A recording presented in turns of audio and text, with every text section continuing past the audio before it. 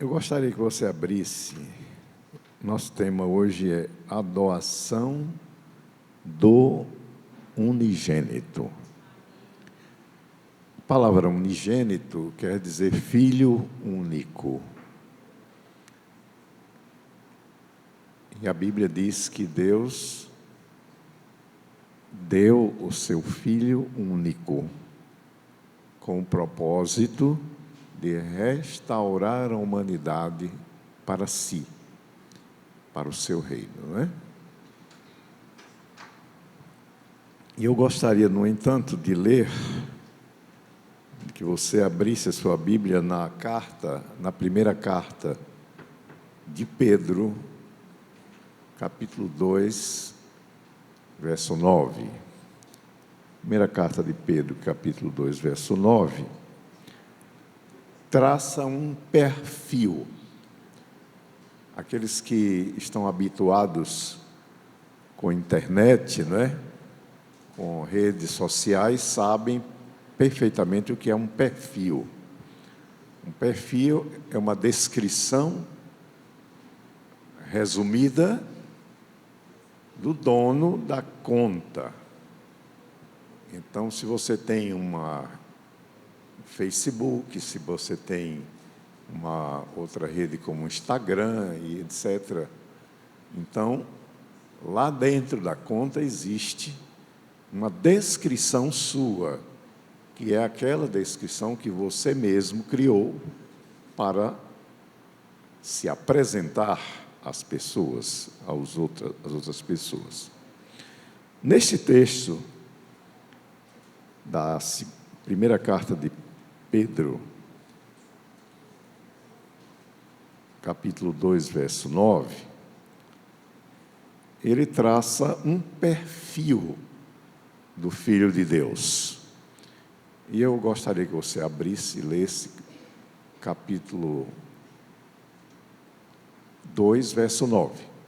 Este é o seu perfil, ou uma parte do seu perfil. Eu já vi que alguns se alegram com esse perfil. Se você não se alegrou, eu pediria que abrisse a sua Bíblia, ou o seu celular. Você vai se alegrar com isso, porque eu me alegro com isso. O próprio Deus se alegra com isso, Ele sabe. O Espírito Santo foi quem colocou essas palavras aí. E se o Espírito Santo diz, eu não tenho nenhuma dúvida sobre isso. Esse é o meu perfil. Aliás, é o meu novo perfil. Porque aquele que havia sido traçado antes, no passado, foi apagado.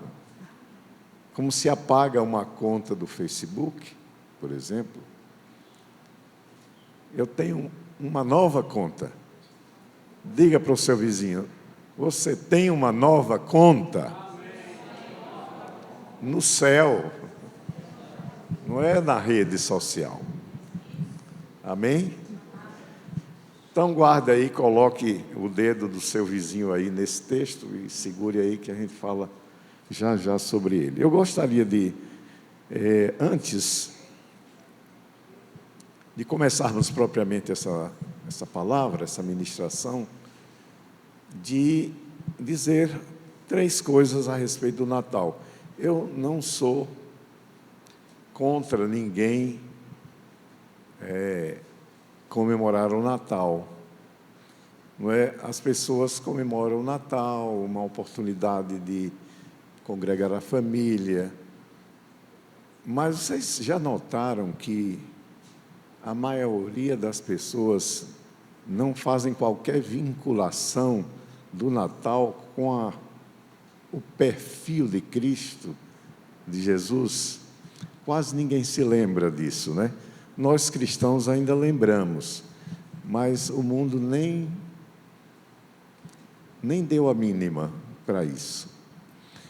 Isso talvez tenha uma razão. Eu tenho 3 curiosidades para lhe dar a respeito disso. Primeira curiosidade é que Jesus não precisa nascer todos os anos. É evidente, você também não precisa. Você pode até comemorar a sua data de nascimento anualmente, não é? Não é problema.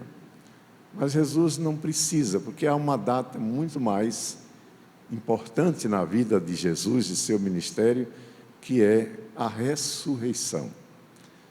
Aliás, o pastor Jairzinho me presenteou esta semana com um livro muito precioso.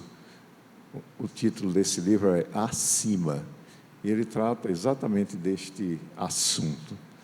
É um livro de cabeceira. Pastor, muito obrigado pelo seu presente. Está valendo a pena. Pois bem, então, a ressurreição é muito mais importante do que o nascimento, porque na ressurreição nós temos a principal fonte de poder, não é? Mas não vamos ministrar hoje sobre ressurreição, não. Eu vou deixar que o pastor primeiro faça isso. Ele também já leu o livro e eu aconselharia que os irmãos também procurassem, se possível, ler esse livro. Então, a segunda curiosidade a respeito deste assunto é que Jesus não nasceu no dia 25 de dezembro. Então, a data de hoje não é o aniversário de nascimento de Jesus. Está bem? Jesus nasceu, muito provavelmente, no mês de abril. E a Bíblia faz uma descrição da data do nascimento de Jesus com os pastores pastoreando suas ovelhas no campo. E então os anjos vieram e anunciaram o nascimento de Jesus. Acontece que na região onde Jesus nasceu, no mês de dezembro é um mês extremamente frio, cai neve. Então, os pastores certamente jamais estariam pastoreando as suas ovelhas, elas estariam no aprisco, mas nunca no campo. Então, a descrição bíblica é fiel, quando diz que os pastores estavam no campo, e os anjos vieram e anunciaram. Então, este episódio ilustra bem que naquela região o verão seria a data, seria a época em que Jesus efetivamente nasceu.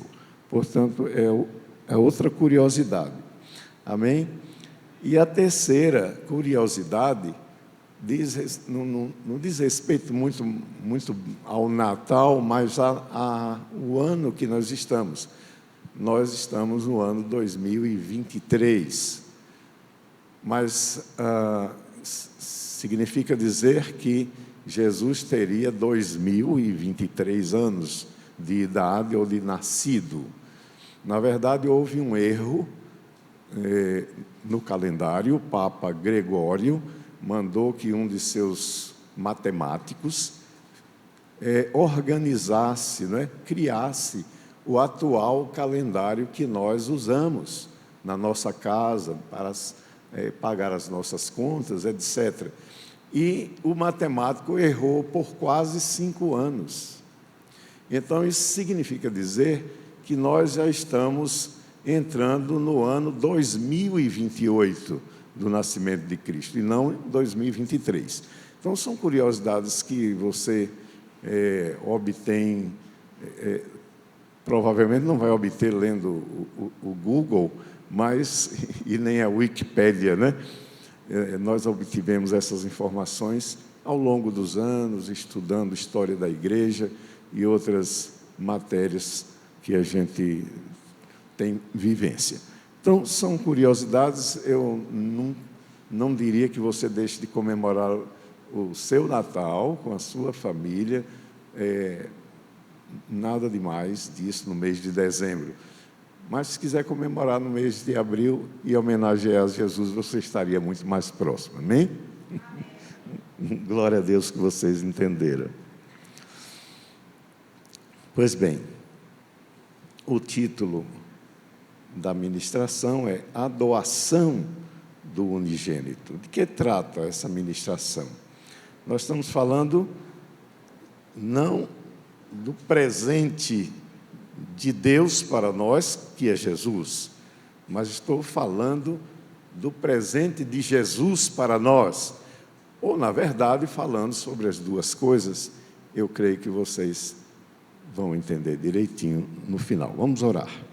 Pai Celestial, te damos graças pela Tua palavra, te agradecemos por Jesus Cristo, que nascido e encarnado por nossa causa, nos proporcionou poder para sermos feitos e refeitos teus filhos.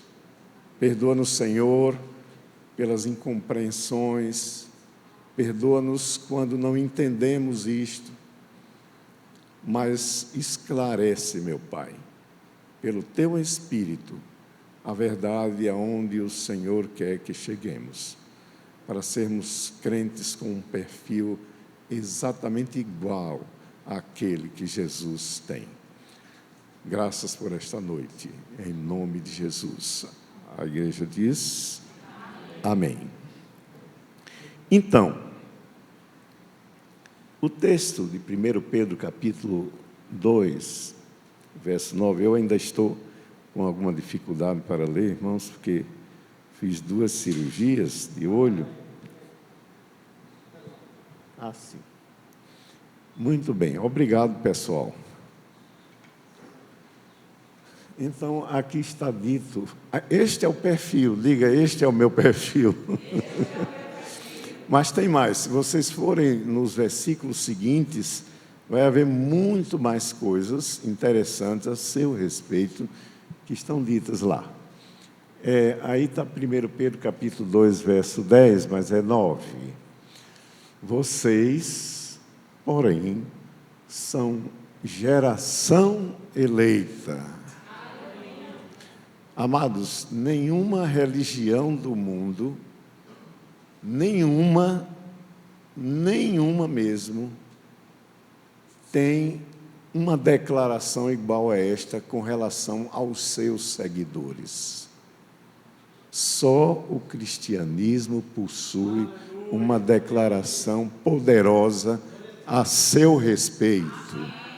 Amém? Então se apropria disso, segura isso e viva de acordo com isto.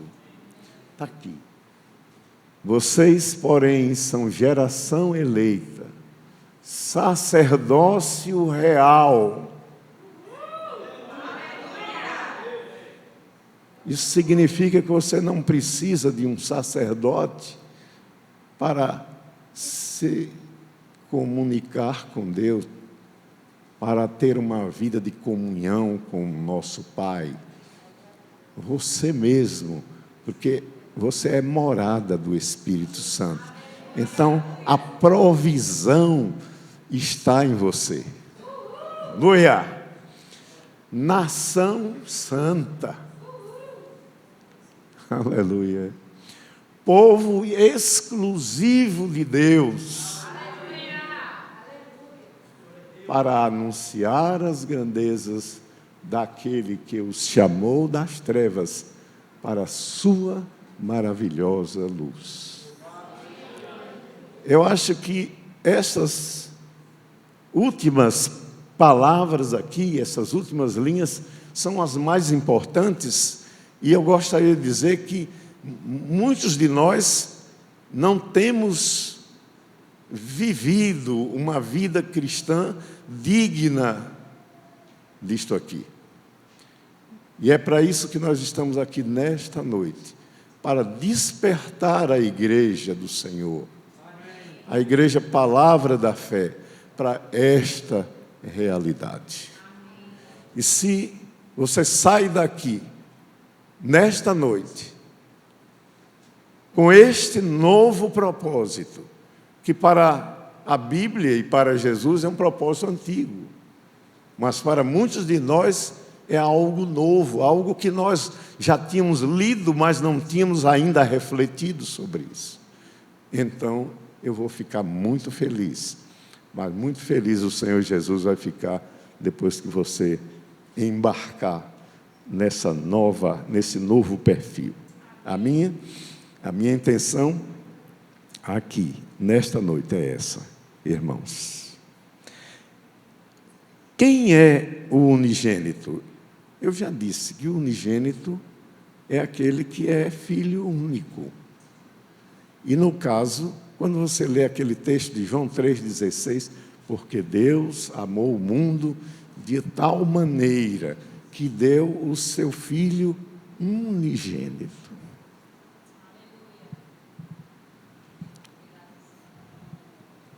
Nenhum pai, nenhuma mãe gostaria de perder qualquer dos seus filhos, inclusive aqueles que têm muitos filhos. Nenhuma mãe, nenhum pai quer perder nenhum dos filhos, todos são muito amados. Mas eu imagino alguém que só tem um filho. Quem tem apenas um filho, muitas vezes se excede nos cuidados para que nada aconteça com aquele, porque é o único. Mas sabe, Deus só tinha ele. E foi o único que ele tinha que ele entregou. Eu estou preparando uma ministração, e quero que seja uma ministração interessante a respeito desse paralelo entre Deus e Abraão, entre Isaque e Jesus, ambos filhos únicos. Mas não é para hoje, vai ser para outro dia.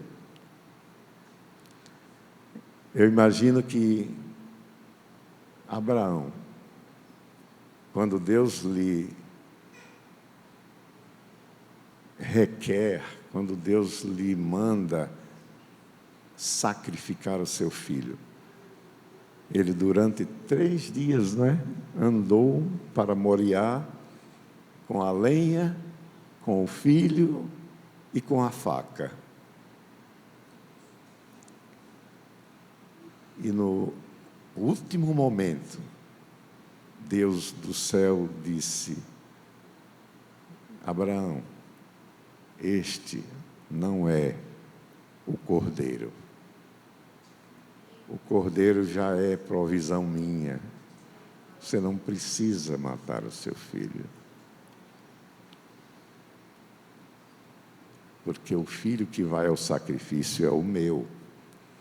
Seria mais ou menos parafraseando o discurso de Deus para Abraão: volte para casa, leve o seu menino e o crie debaixo da melhor educação, porque desde a fundação do mundo eu já tenho a provisão para vocês. Aleluia. Mas não é para hoje não. Amém?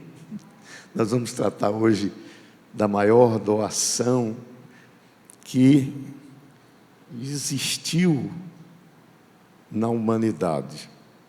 Mas nós podemos fazer um paralelo entre aquilo que aconteceu na nova aliança e o que aconteceu na velha aliança. E para isso nós temos 2 textos básicos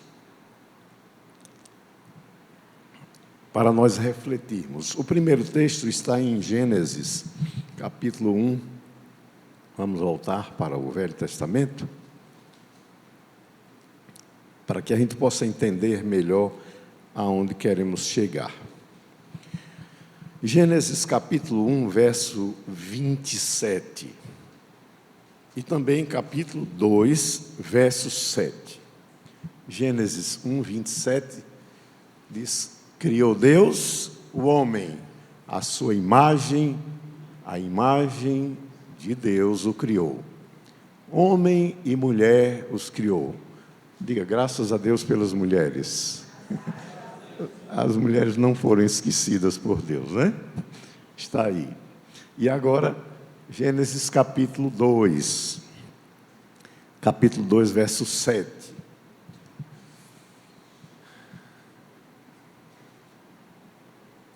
Aqui está a descrição de como Deus criou o homem. Então o Senhor Deus formou o homem do pó da terra e soprou em suas narinas o fôlego de vida, e o homem se tornou um ser vivente. Agora eu gostaria que você guardasse essa palavra aqui, soprou. Amém? Vamos para João capítulo 20. João capítulo 20, verso 19 ao 22.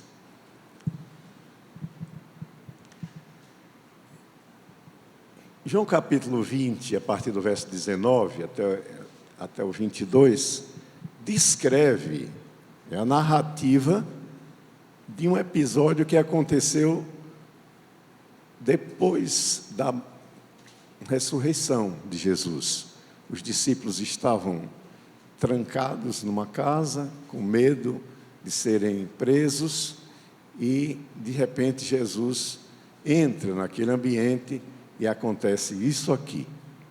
Ao cair da tarde daquele primeiro dia da semana, estando os discípulos reunidos a portas trancadas por medo dos judeus, Jesus entrou, pôs-se no meio deles e disse: paz seja convosco. Verso 20. Tendo dito isto, mostrou-lhes as mãos e o lado. Lembra, Jesus foi crucificado, não é? Os cravos enfiados nas mãos, e logo depois um soldado enfiou uma lança no lado de Jesus. Os discípulos alegraram-se quando viram o Senhor. Verso 21. Novamente Jesus disse: paz seja com vocês. Assim como o Pai me enviou, eu os envio. E com isso soprou.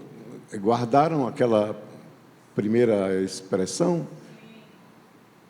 E com isso soprou sobre eles e disse: recebam o Espírito Santo. Esta é a doação do unigênito. Vocês perceberam que tanto em Gênesis como aqui no Novo Testamento, a maneira como Deus operou foi liberando o espírito de vida sobre os homens? Se não perceberam, nós vamos repetir. Lá em Gênesis, Deus sopra sobre Adão e ele se torna alma vivente. Isto é, ele adquire vida. E a vida que Adão recebeu não era uma vida qualquer, era uma vida eterna. E junto com ela, Adão recebe todo o poder possível para um homem viver nas condições dele. Mas esse homem, tempos depois, ele comete o pecado de traição contra Deus e se alia contra Satanás, ao ponto de lá em 1 João capítulo 1, está dito que o mundo jaz no maligno. Jesus também atestou isso. Após o pecado, o mundo mergulha e se desorganiza por causa do seu novo chefe, que é Satanás. E muitas vezes algumas pessoas têm lamentado a desorganização, o sofrimento, a doença, as desigualdades, a injustiça do mundo, e se esquecem de que tudo isto só acontece porque o homem negociou com Satanás. Quando a Bíblia diz que o mundo jaz no maligno, jaz mesmo. O mundo está mergulhado nesta situação, não porque Deus permite, não porque Deus quer, porque se nós lermos atentamente o capítulo 1 de Gênesis, nós vamos reconhecer quem era o rei do mundo, quem era o rei da terra. O rei da terra é o homem, era o homem. Porque Deus disse ao homem: submeta a terra. Diga: eu sou o dono desta terra. Porque Deus mandou. Os irmãos estão duvidando? Eu notei uma certa... Não duvide não, irmão, está lá escrito em Gênesis 1, 26, 27, 28. Nós recebemos de Deus uma comissão, uma autoridade sobre a terra. Deus abre mão, Deus não deixou de ser Deus por isso não. Ele continuou sendo Deus, e porque era Deus, Ele fez isto. Ele entregou a terra para nós.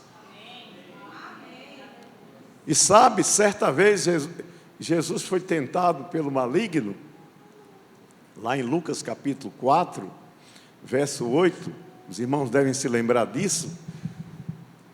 E o diabo oferece a Jesus toda a glória deste mundo. E ele diz uma coisa bem pequenininha, mas muito importante. E disse a Jesus: olha, se você se ajoelhar diante de mim, eu te entrego tudo isto, porque me foi entregue, me foi dado. Dado por quem? Será que foi Deus que deu a Satanás? Deus jamais entregaria a terra ao seu adversário. Foi dado por quem? Foi dado por mim. Foi dado pelo homem. E é neste ponto que nós queremos chegar, para nós exercermos aquele perfil de 1 Pedro 2:9, irmãos, nós precisamos ser restaurados. Diga: eu sou restaurado em Cristo, no unigênito do Pai. Se você é isto, se você crê nisto, precisa crer. Está em João capítulo 1, verso 12. Amém? Nesse texto, é um texto precioso e poderoso das Escrituras, que diz assim, que Jesus veio para o que era seu, e os seus não o receberam, mas a todos quantos o receberam e creram no seu nome, deu-lhes o direito de se tornarem filhos de Deus. Esta é a doação do unigênito. Este é o presente de Natal que Jesus, ao invés de receber, Ele nos entregou.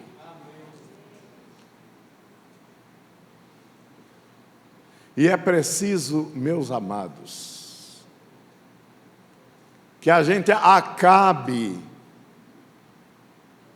com esta sensação de que ser crente é ser um nada. Porque não é assim que Deus nos vê. Deus nos vê daquele jeito que está em 1 Pedro, que está em João, que está quando Jesus olha para os discípulos e diz: paz seja convosco.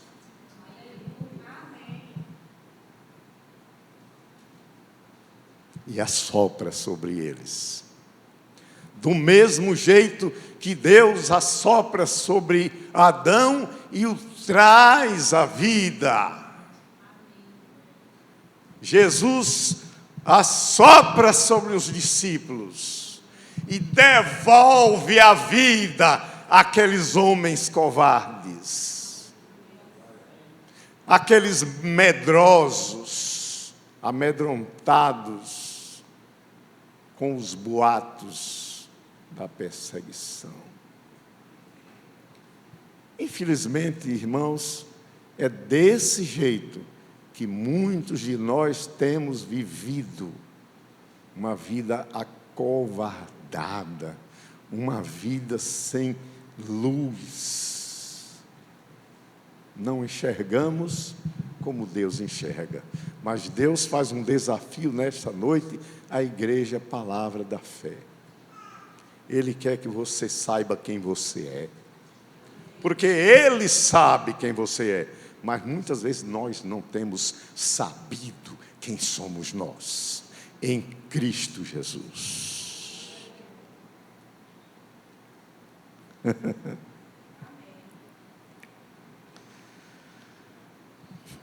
O apóstolo Paulo, escrevendo aos Coríntios, sua primeira carta, capítulo 1, verso 27, convém dar uma olhada aqui, né?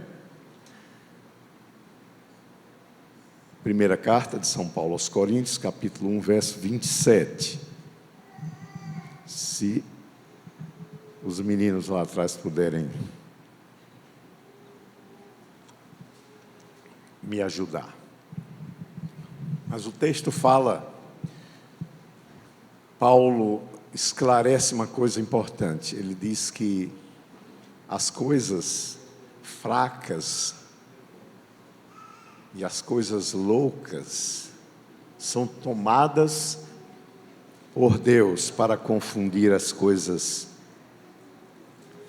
fortes e as coisas sábias deste mundo. Está aqui. Está lá não. Primeira carta de São Paulo aos Coríntios, capítulo 1, verso 27. Mas Deus escolheu o que para o mundo é loucura, para envergonhar os sábios, e escolheu o que para o mundo é fraqueza, para envergonhar o que é forte. Diga, isso é comigo?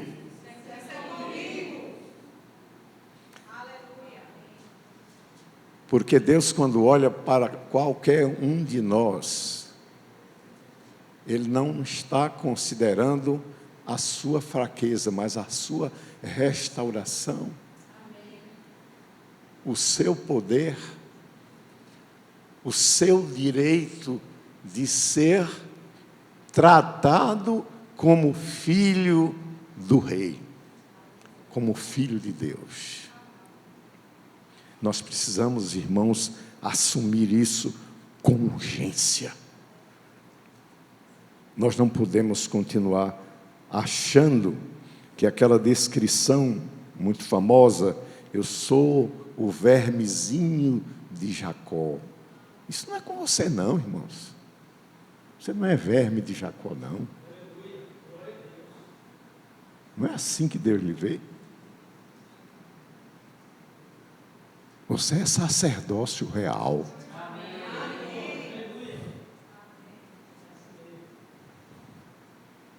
Você é capaz de estar na presença do Pai sem nenhum tipo de constrangimento. Você é nação exclusiva. Aqui, no meio deste povo, ou a totalidade deste povo, aqui desta igreja. Estou falando das outras igrejas porque não precisa, nós estamos falando palavra da fé, que é esta comunidade que convive junto. Todos vocês, todos, sem exceção, foram restaurados desde o dia que Jesus soprou sobre aqueles discípulos e restituiu a vida eterna. Você sabia que a ciência tem gasto muito dinheiro, muito tempo, muitos recursos, procurando uma maneira de prolongar a vida, uma maneira de se conquistar a eternidade. Eu não sei quantos milhões ou bilhões de dólares já se gastou em recursos, em tempo, em laboratório, em vidas, para tentar isso. Mas essa é uma solução que não precisou ir para os laboratórios da ciência humana, porque o laboratório da ciência de Cristo já restituiu para você uma vida que não acaba aqui. A nossa vida aqui, meus queridos, é uma passagem, é um tempo de espera para ingressarmos na eternidade.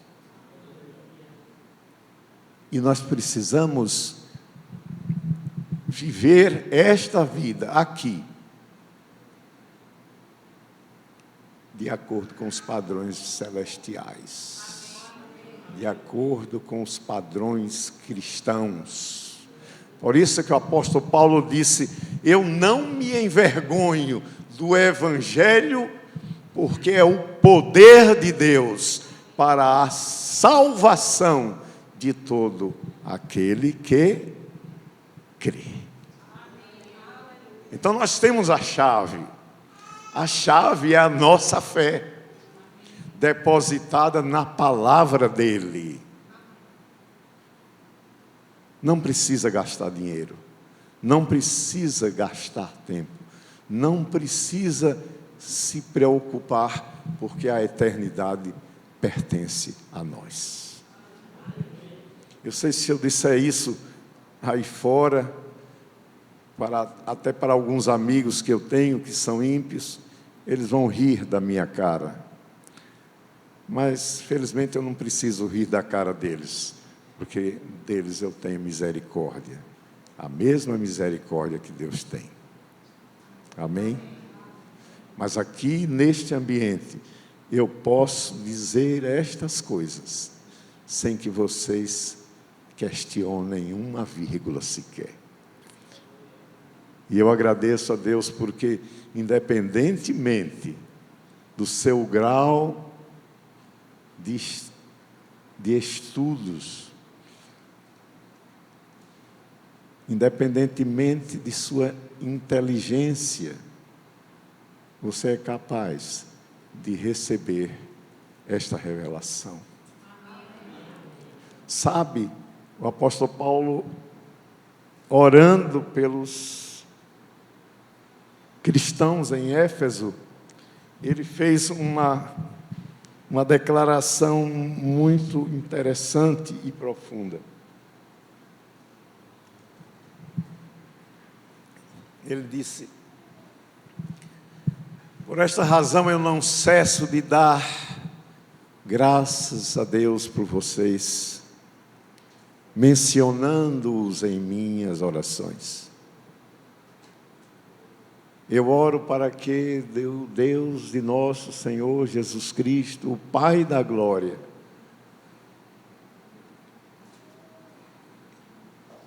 ilumine os olhos do vosso coração,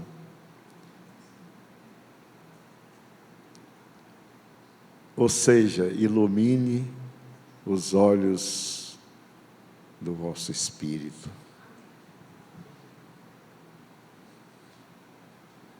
para que vocês obtenham a revelação.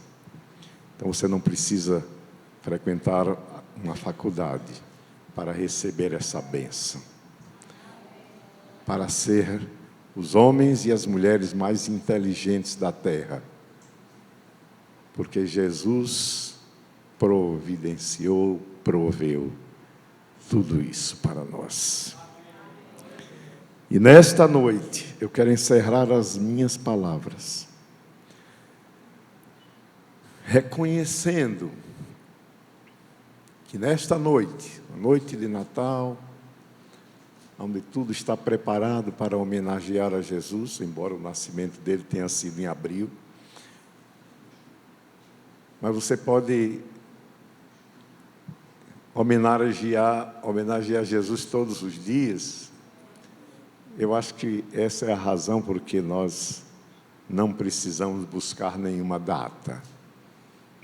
Todos os dias, agradecendo a Deus pela obra que Jesus fez, pela doação do unigênito, restituindo-nos a eternidade para pessoas que não tinham a mínima esperança porque estavam perdidas.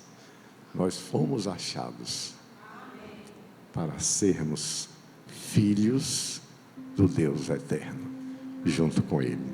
Que Deus abençoe a cada um de vocês, e que essa palavra possa, irmãos, se refletir na vida de cada um, não no próximo ano de 2023, mas neste ano mesmo, nesta noite. Deus falou para vocês nesta noite, portanto comece hoje mesmo.